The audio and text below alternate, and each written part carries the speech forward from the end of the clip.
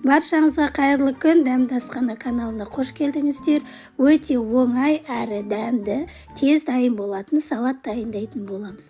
Ол үшін бізге қияр, қызанақ, сәбіз және болгар бұрышы қажет болады. Алдыменен қосатын қоспаларымызды жақсылап жуып, тазалап алатын боламыз.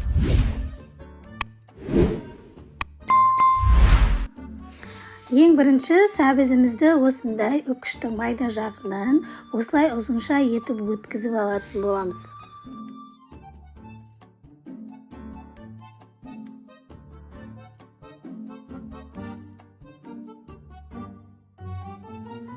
Міне сәбізімізді осылай үкіштен өткізіп алғаннан кейін жаңағы салат салатын ыдысымызға салып, жақсылап сәбізіміздің үстіне шым-шым тұз салып, 1-2 мәрте осылай мұжғылап, тығыздап 5-10 минутқа тындырып қойып қоямыз. Яғни сәбіздеріміз өліп, тұзы бір-біріне сіңгенше осылай жақсылап мұжғылап 5 минутқа қойып қоятын боламыз.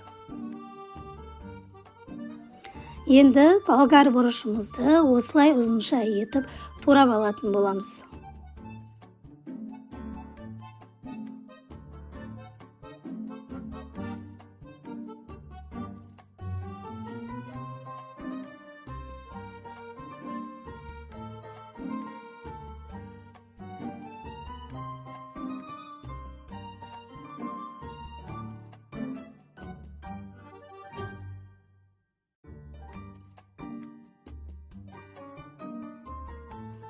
Қиярымызды да осылай керек емес жерлерін алып тастап, қиярымызды да осылай ұзынша етіп турап шығамыз.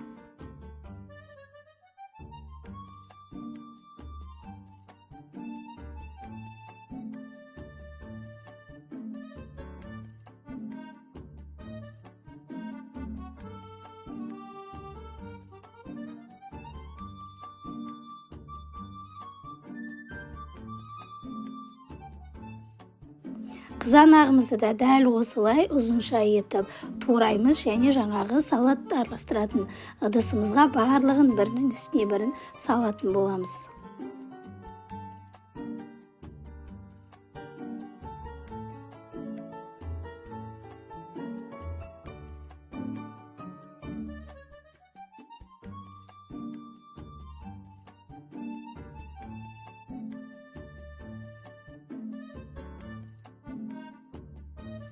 Енді осындай бір сарымсақты жақсылап майдалап тураймыз.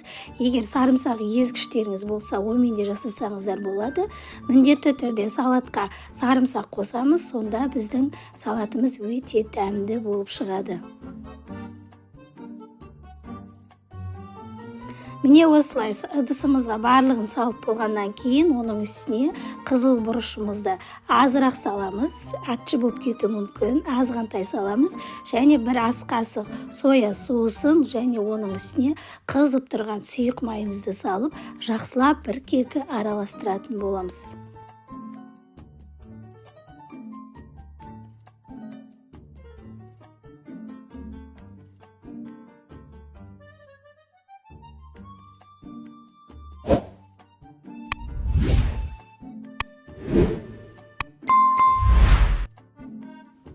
Міне сонымен біздің салатымыз дайын болды. Өте оңай әрі тез дайындалады. Дәмі де өте керемет болып шығады. Қонақтарға да ұялмай ұсына берсеңіздер болады. Палаумен жегенге өте дәмді болып шығады. Сіздер де дәл осы рецептпен жасап көріңіздер. Егер жасап жатсаңыздар, комментарий бөліміне өз пікірлеріңізді қалдырып кетіңіздер. Және достарыңызбен бөлісуді ұмытпаңыздар. Каналға тіркелмеген болсаңыздар, міндетті түрде каналға тіркеліп кетіңіздер. Баршаңызға ас болсын. Сіздермен бірге болған дәмді асхана каналы.